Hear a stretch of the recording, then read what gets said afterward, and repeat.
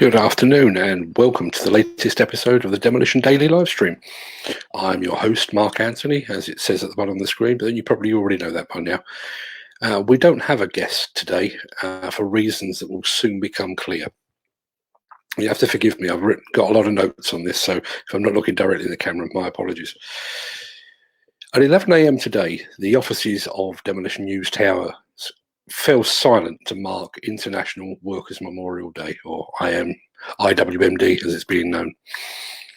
I've got to be honest, I don't think I've ever marked this day before, but this year, given all that's going on in the world, it seems only fitting that we should all take a moment to remember those that have died or been killed at work. Obviously, and justifiably, the general public will probably focus their attention on those that have made their ultimate sacrifice during the COVID-19 pandemic. The doctors, nurses, NHS workers that have died during this ongoing crisis. They deserve every ounce of praise, every ounce of every second of a minute's silence, and every round of applause they can possibly get. It's right that we should take a moment to reflect upon the sacrifice those individuals have made. But it's also right, I think, that we should remember those that have been killed in their line of work in years gone by. I wouldn't want to detract from that in any way. But here in 2020, we should also use today as a way to think about why it is that people are still dying in their place of work. Think about it. It's more than 50 years since we put a man on the moon. We have at our fingertips the sum of all human knowledge. This tiny little broadcast is being produced on a computer. It's fired into the ether via Wi-Fi. It's bounced off a few satellites hovering in space before appearing, quite possibly, on a screen of a smartphone that you hold in the palm of your hand. Mankind has achieved all of that and so much more. And yet for many, a day at work carries with it a question mark over whether they'll make it home again safely that day. There are whole professions that are labelled hazardous, but which we still expect people to carry out. Entire industries and industry sectors beset with risks and dangers within which men and women are required to put their lives on the line. And we look back in a mixture of horror, shame and amazement at previous generations that forced children to sweep chimneys, that forced men down mines with little or no protection, that knowingly exposed workers to all kinds of toxins and hazardous materials. And yet, are we really so different? Each year here in the UK, the Health and Safety Executive publishes a list detailing which industries have injured, maimed and killed most workers. The fact that that's still required is shameful. The fact that there's an official league table of the most deadly industries is a travesty. The fact that the combined demolition construction sectors consistently occupies one of the top spots is nothing short of disgraceful. You see, unlike football, appearing at the top of this league table doesn't carry with it an opportunity to compete with the best in Europe. Unlike in football, it doesn't mean a financial windfall. It means that on our watch, men and women have gone to work to provide for their families, and that on our watch, we've allowed them to die. Now look, I'm not naive enough to think that all accidents can be eradicated.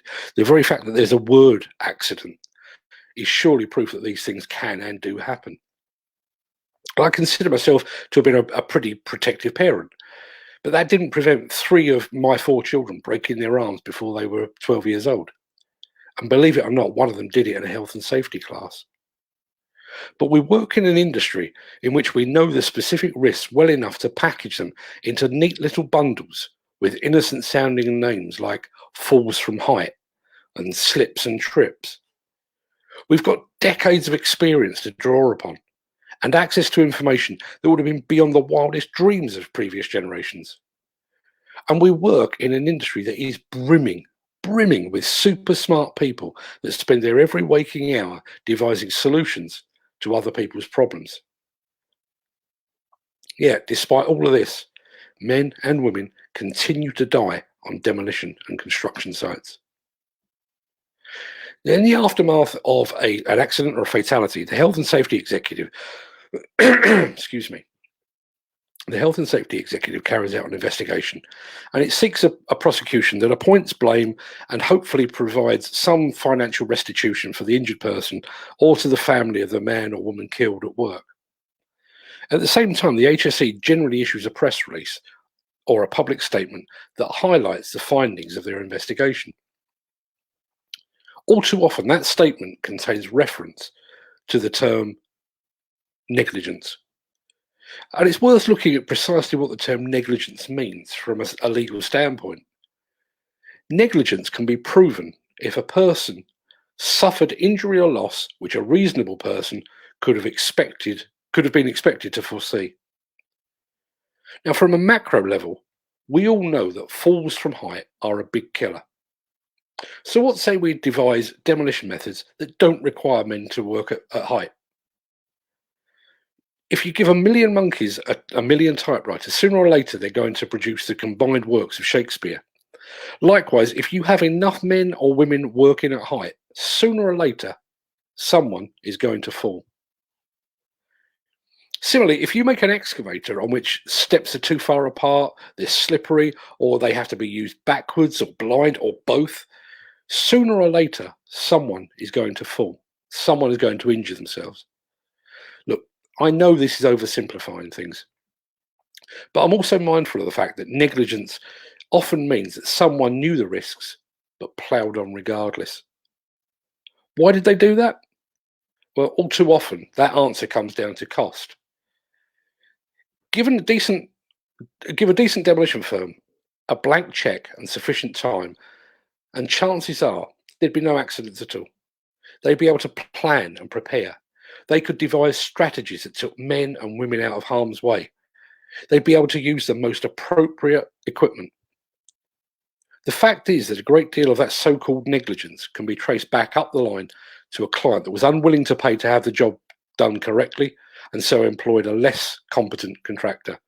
A less competent contractor with less competent workers and with equipment that may or may not be suitable for the task. And the client then compounds the problem by insisting that the contract is completed in double quick time. Now, the irony of all this is, as I'm recording this, there are hundreds, even thousands of sites up and down the UK that are in lockdown. And it's a lockdown that's pushed back completion dates several weeks and even several months. And yet, guess what? The world hasn't ended. It turns out that construction doesn't necessarily have to start on a Monday morning. It transpires that piling contractors actually can wait their turn. It turns out that it's actually possible to place the health and safety and well-being of working men and women to the fore. Sadly, even as people stop to mark International Workers' Memorial Day, reality has crept through the cracks.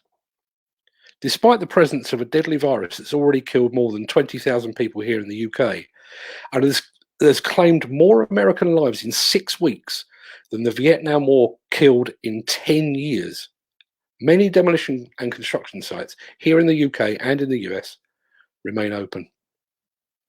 How can we possibly reconcile any claims of health and safety focus and concern when we're so willing to expose working men and women to a deadly virus that has already killed so many?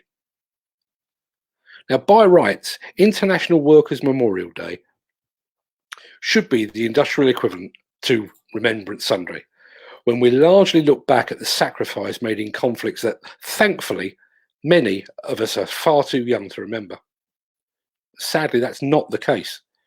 When this sector stopped at 11 AM this morning, it was mourning 40 of its comrades killed in the last 12 months.